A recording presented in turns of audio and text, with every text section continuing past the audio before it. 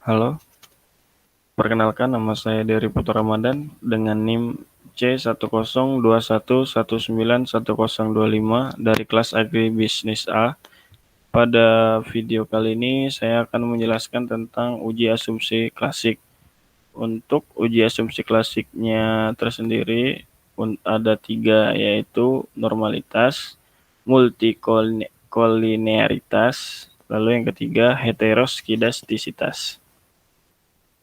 Untuk lebih lanjutnya kita langsung ke SPSS-nya saja.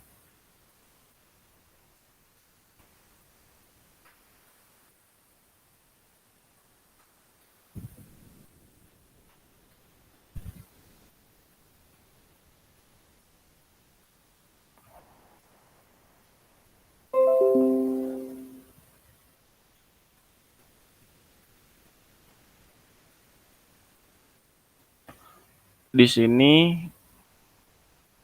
jika sudah masuk SPSS, kita langsung ke variable view, ketik X1, X2, X3, dan Y.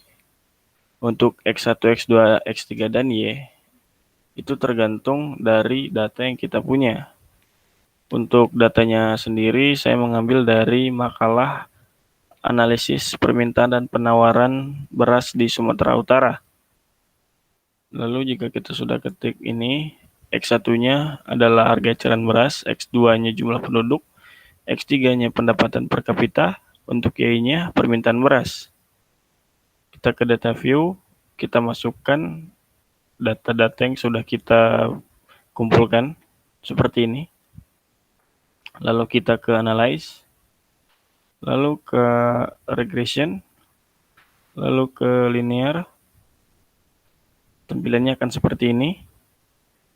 Untuk KD-nya kita masuk dependent, HUB-nya kita masuk independen, JPD dan PPK-nya juga kita masukkan ke independen.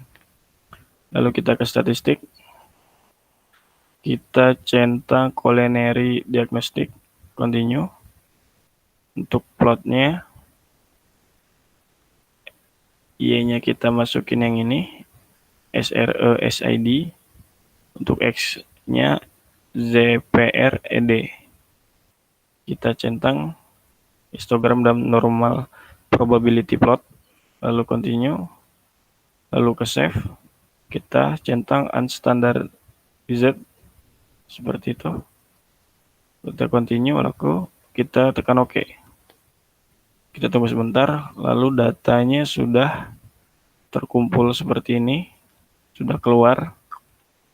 Jika data sudah keluar seperti ini, kita balik lagi ke SPSS-nya, lalu pergi ke analyze lagi, ke non-parametric test,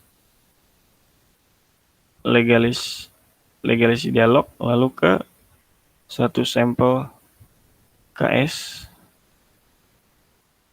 unstandardized-nya kita masukkan ke test variable list, seperti ini, lalu tekan OK. Akan muncul data seperti ini. Untuk kali ini saya akan menjelaskan uji asumsi klasiknya. Uji asumsi klasik dapat dikatakan normal apabila nilai tingkat signifikannya lebih dari 0,05.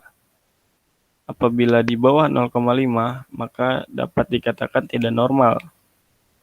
Lalu kita dapat lihat pada grafik histogramnya, jika terjadi menggunung seperti ini, dapat dikatakan normal, tapi masih belum pasti. Jadi kita memerlukan data di pivot of regression standardized ini. Kita lihat seperti ini, jika titik-titiknya ini mengikuti garis diagonal, maka dapat dikatakan normal. Lalu yang ketiga kita bisa lihat di Kolmogorov-nya. Tadi kan harus di atas 0,05 ya. Ini kita dapat 0,200. Berarti kan itu di atas 0,05. Berarti ini normalitasnya titik-titiknya dapat dikatakan normal. Lalu untuk multikolinearitasnya kita bisa lihat pada tabel di sini.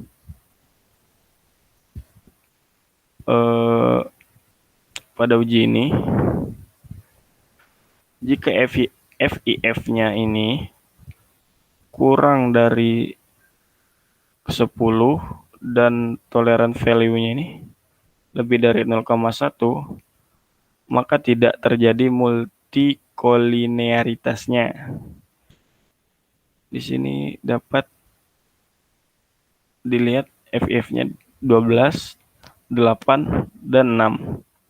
Lalu untuk toleransinya 0,08, 0,1, 0,11, 0,16, yaitu di lebih dari 0,1. Berarti ini bisa dikatakan tidak terjadi multikolinearitas. Lalu untuk heteroskidastisitas kita bisa lihat di ini grafik yang scatter plot. Jika titik-titik ini menyebar, maka bisa dibilang tidak terjadi heteroskidastisitasnya, dikarenakan titik-titiknya menyebar, tidak rapat, tidak berdekatan. Sekian video yang dapat saya sampaikan. Terima kasih atas perhatiannya dan terima kasih sudah menonton.